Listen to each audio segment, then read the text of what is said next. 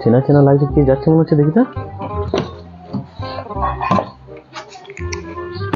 এই রে, মনে হচ্ছে দোকানদারের সামনে পড়ে গেলাম।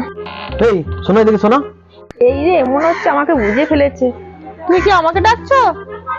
হ্যাঁ হ্যাঁ, তোমাকেই ডাকছি। আমার এখন যাওয়ার টাইম নেই, কি বলছো বলো। টাইম নাই বললে হবে? আর আসবে কি করে? এক বাজারে মাল তো অন্য দোকান থেকে নিয়ে পালিয়ে যাচ্ছে চুপ করে।